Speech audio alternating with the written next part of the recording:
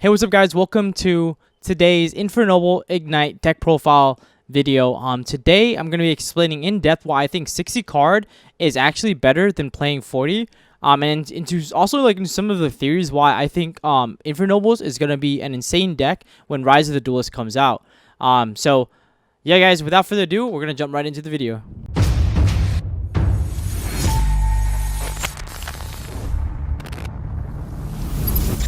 Alright, guys, as I mentioned before, here is the deck list, and here is like the 60 card variant that I'm currently been playing. I've been really enjoying this deck, and I'll explain to you like my card choices and why I play which card.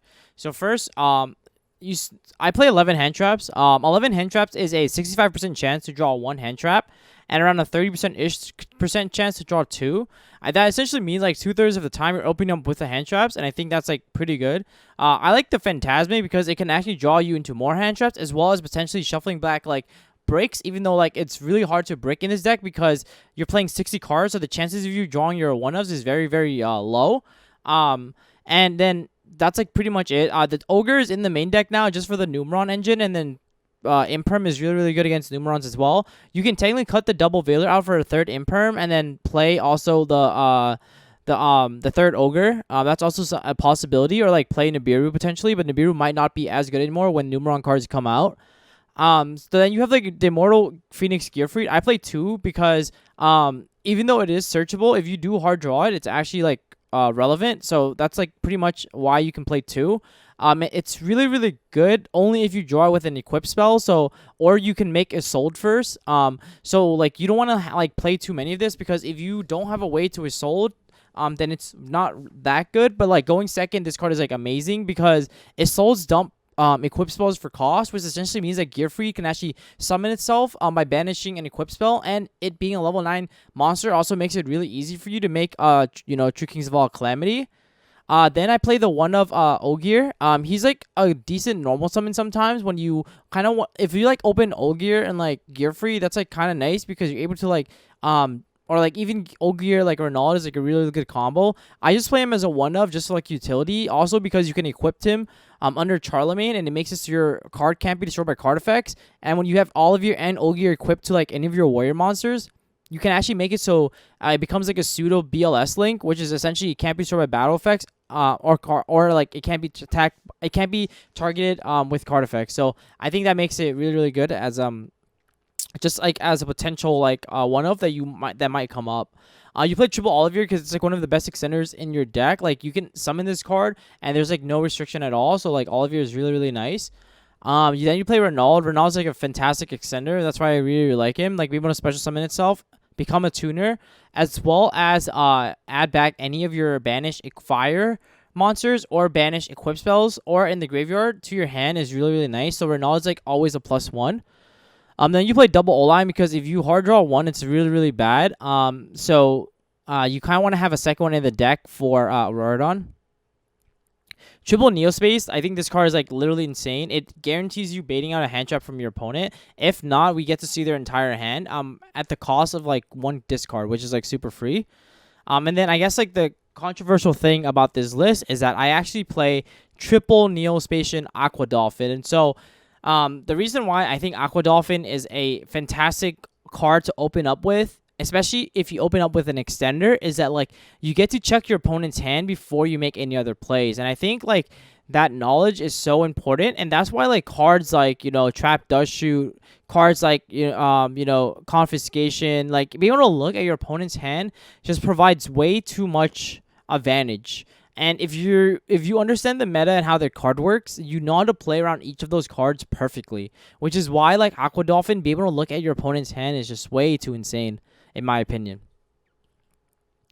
The other thing I'm playing is Vion Sphere. So Vion Sphere is really nice because it lets you basically use Joyce and Durandal without having it in your starting hand. What I mean by this is if you make Fiber, you can actually resolve Vion Sphere twice, which means you actually get an add from the deck and a search from the deck. You get an add from the deck as well a add back from the graveyard. So that's really powerful. And that's what I really like about Vion Sphere. Also, Violent Sphere being a level 1 machine as well as a machine monster makes it really, really good in order to make a Rorodon with. And that synergy is also really powerful because there are situations where you want to make a Rorodon. Like, most of the times you're making a Rorodon with Fiber Axe and Violent Sphere into a Rorodon. And so, like, it being a machine monster is really, really strong. It being a level 1 monster makes it also really, really strong for the 1-for-1 play. So, that's pretty much my reasoning why. I play these Ignites. I like these Ignites the best. I think that the level 3 ones are the most important. And the other thing that you want to note is that you play the one of the each level 4s because of Isolde. You usually add what you don't have, and Isolde lets you do that. Also, the Ignites being able to search any Fire Warrior monster in your deck. It also adds back from the graveyard, and that's also something that people forget. But it also, so it has like that ability to recur back your resources is really, really powerful. And also, like, Templar can't, like, the only thing that stops it is Ghost Ogre. But the thing is, it's not once per turn. So, like, each of these Ignite scale effects most of the time resolve, which is why it's really, really nice. Then you play triple Fire Flint Lady. This is, like, another fantastic extender that's in, like, the metagame now. Or, like, that's getting introduced in Battles of Legends, Armageddon's Revenge. Why this card is really, really good, especially with Aqua Dolphin, is because there are situations in where, like, you would go like normal summon Connector, get negated. You can summon Flint. Flint effect summon Dolphin. Dolphin effect rip a card out. And then, like, Isolde itself is full combo. So that's, like, another really, really cool interaction. And, like, I think the deck is, like, its goal is to, like, burst through and play through as many hand trap as possible. Also, like, trying to, like, have a knowledge of your opponent's hand is so insane. That's why, like, when you look at the water deck that I built previously, right? Like, why is that deck so powerful? Well, because, like, Eternity Code released a card called Minstrel, which lets you look at your opponent's hand. And, like, I think people have to understand that, like, knowledge is so important in today's metagame, right? Like, being able to look at your opponent's hand is just way too insane. Fire Flint Lady also being able to the effect to, like, send itself to the graveyard, especially summon any level 1 or 4 monster, level 4 warrior monster from hand is really, really powerful. The reason why is because this is why I put Sublimation Knight back into the deck, because you can actually, like, go Fire Flint Lady, effect, special summon Sublimation Knight, effect summon a Squeak Knight, so you basically get, like, extra bodies on the board. And this is why, like, potentially you can now, like, play Appaloosa, because you turbo out a lot of monsters really, really easily now. Fire Flint Lady just being a fantastic extender. The wonderful thing about Fire Flint Lady and as well of all the other cards is, like, Durandal surges a lot of the cards in your deck, which makes this card like a 3 of in my opinion. It's like a crazy consistency card, and it can equip to any monster, which includes your opponent's monster. So that's, like, another, like, big brain play you can do, like, going second. Like, you can actually Durandal and equip it to your opponent's monster. Also, the other cool thing is that if you equip it to your opponent's monster and then you somehow out the opponent's monster, you can actually use the second effect to target any level 5 or lower fire monster in your graveyard and then reborn it back. So that's, like, another really, really cool interaction that Durandal being able to, like, use offensively and very defensively as well as consistency card is really, really powerful. The other really good card is Joyous. Joyous is really, really nice because it has an effect where you can target one fire monster in your graveyard, add to your hand, destroy this card. But the other cool interaction is that, like, Joyous, if it's sent to the graveyard, because the equipped monster was sent to the graveyard, and this is, like, the second part of, like, the Infernoble Arms effects that a lot of people don't read, but actually will come up and has a really strong utility, where if you, let's say, like, link off a monster that is equipped with Joyous, and therefore it becomes sent to the graveyard, and then Joyous would then leave the graveyard, Joyous would actually trigger, allowing you to actually special summon any fire warrior monster from your hand. So that's, like, really, really powerful. Being able to, like, sometimes, like, special summon Olgier and then effect to, like, dump cards is really, really nice. We played the one of Living Fossil and then the Smoke Grenade, and those are just essentially targets for a soul to send off. But also you play the one of Phoenix Blade. The reason why I really, really like Phoenix Blade is because you discard quite a lot in this variant, and so being able to get free discard fodder is really powerful, and you don't really care that you banish warrior monsters from your graveyard because you can actually add them back with Renaud, and Renaud doesn't care where the warrior monsters are located at graveyard or banished. So that's why Phoenix Blade is really, really powerful. The utility of it is also that when you do add it to your hand, you can actually equip it to Gearfried and use that so that Gearfried is always live to have a negate available. You play Triple Heritage of the Chalice. This card is basically literally a rota for the deck, guys. Let me repeat. This is a rota for the deck. This is so powerful. And the really cool thing about this card that makes it really, really powerful is that is the second effect where it says, I'll read this together with you guys. If your Infernoble Knight, or if your Noble Knight monster equipped with a Noble Arms equipped spell is destroyed by battle and sent to the graveyard while this is in your graveyard, you can add this card to your hand. That's literally so broken, and it comes up quite a lot, believe it or not. The other cool thing about this is that Chalice doesn't even just add from your deck to your hand. It adds from the graveyard to the hand too, and it's any Noble Knight monster or Noble Arms card. So that makes it really, really insane for that reason. The other thing to keep in mind is 1-for-1. So why do I like 1-for-1 a lot? Well, 1-for-1 is really nice because let's say you get stopped on your Hockey Fibrax. Well, 1-for-1 can just get you Violence Sphere, so you actually play through the interruption on the Hockey Fibrax anyways. But also, sometimes there's a utility where you can actually special summon Renauld, and Renauld has a cool effect that when it's special summoned, you can actually add back any Fire Warrior monster or any of your equipped spells, and it's a free extender. So like you can literally go 1-for-1, dump like Olivier, and then summon Renauld, add back Olivier. So you actually didn't minus at all, and you got a free special summon from the deck. So that's really, really free. The other cool interaction obviously is being able to summon Effect Veiler if you already had the Violence Sphere in order to make the get a tuner on the board in order to go into Hockey Fibrax.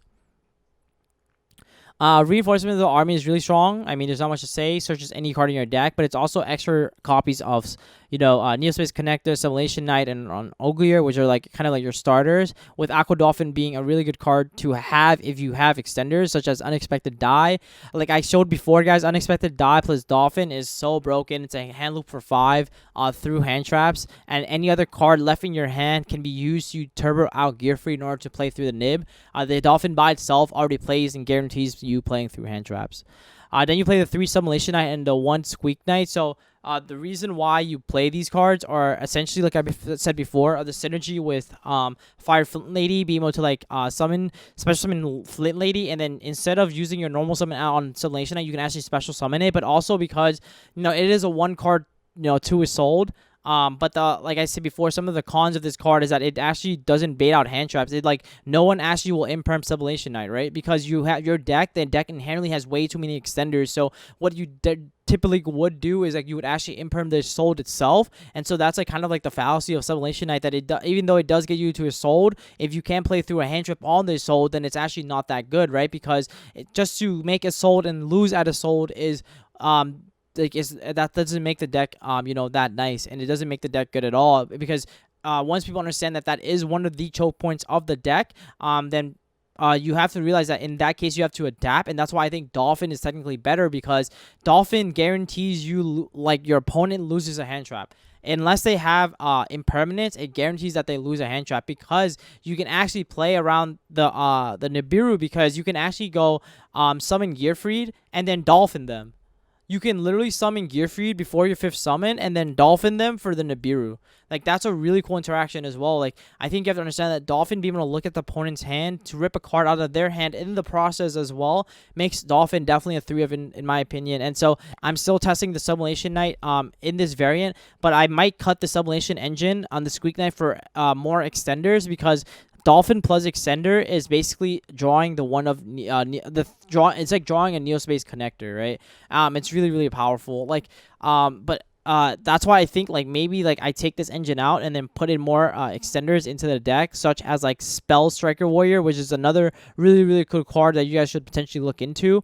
But without that, I also play the one of Shade Brigandine. I was trying to think of like what the 6-year card should be, because I had trouble like deciding. I thought it maybe like another equip spell, maybe another Igknight potentially, but I decided to just play Shade Brigandine, it being a free warrior special summon. The only conflict it's had is with the Imperm if you're going second, but like drawing Imperm and Shade Brigandine, which are like a 2 and a 1 ofs in like the deck, is really, really unlikely.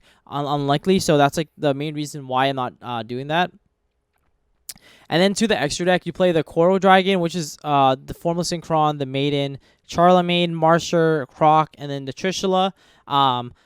So the card that I really want to highlight is Charlemagne. It's a card that like if you read it again, it doesn't sound that crazy, but when you realize its impact in terms of like when it stays on the board, it's actually really, really ridiculous. Because essentially what this card says is, if this card stays on the field, right, which it most likely will, then basically every end phase, I guarantee a pop. And it's really, really powerful against a trap deck, especially when you equip Yugioh to Charlemagne, or let's say against Altergeist, you equip Olivier to it, because you can do that at the end phase, and it makes it untargetable, right? And like decks that like have really tough time, like or like require targeting to remove cards on the field, makes Charlemagne really powerful. So like that makes it really, really strong, and the fact that it guarantees us a hand loop with the smoke grenade is really, really insane as well.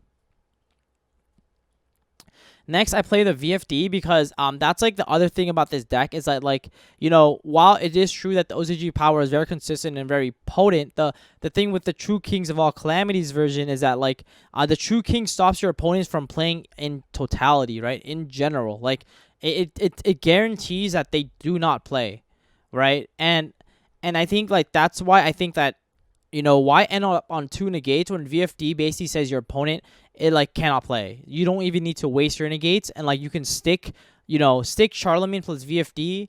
That's like your opponents can't activate anything, and I pop 1 every single turn. And we can also, if they don't do anything or set anything, we'll just trigger smoke grenade and rip a card out of their hand, right? So like VFD is such a broken card, so that's like essentially why I play it. Like gearfried being a level 9 monster as well, like doesn't, like, you know, it makes it hard for me like not to even play VFD. Like I feel almost you have to play, like gearfried being a level 9 is so broken, right? Like it's, and you already know when like, you see level 9s, that's like that's a no-brainer. So then you play the Access Code Talker because it's a really, really powerful bomb card. You put out a lot of monsters really easy in this deck. And then you usually generally have like a lot of different attributes. Soul being a light, Phoenix being a wind.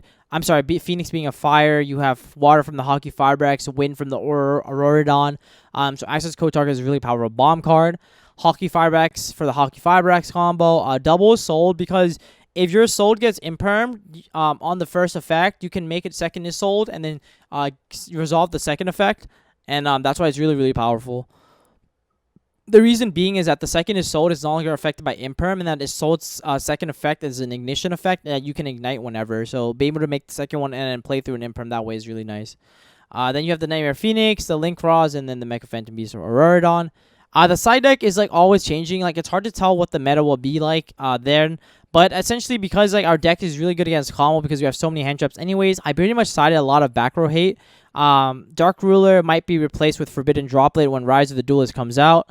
You have the Pankratops, which is insanely good card, Red Reboot for the trap decks, and then the Noble Arms Arfendor because it is searchable and it's a really, really good card to like basically out your opponent's back row. But so in terms of like why I'm playing a 60 card variant, I kind of took inspirations from Shu Ping's 60 card Dragon Link variant, right? Like I think we can actually see some similarities between my list and Shu's Dragon Link deck because the theory is very similar in the sense of like 2 dragons was full combo in the Dragon Link deck, whereas in the Igknight Infernoble deck is also 2 warriors is full combo, right? So you can draw the parallels there that it's like basically 2 monsters is full combo. So it's with regards to that aspect, right? You kind of want to put in a lot of extenders and ways to, you know, keep playing through hand traps, knowing that all it takes is 2 warriors, right? And it's the same concept with the Dragon Link deck where the deck is just straight up gas, right? Like everything plays through a hand trap, and if they don't play through it, then you just keep putting up negates, keep putting more pressure up on the board, and it's the same concept why I think like you have to play cards that lets you play around hand traps, right? Because it's something that people are definitely going to be putting a lot of emphasis on, especially as the Numeron cards are being introduced into the metagame. So that's pretty much my theory, guys, for this. If you enjoy this, please don't forget to comment, like, and subscribe. And as always, let me know in the comment section below what your thoughts are. Do you prefer the 40 or the 60 card list? I want to hear your guys' concrete reasons, you know, why X or Y is better for you. And I'm really, really interested, you know, to understand your theories and what you guys have to add. I think it's really important to learn what the community has to say. And I want to hear what you guys are thinking. So without further ado, guys, thank you so much again for all your support. And I'll see you guys in the next one. Peace.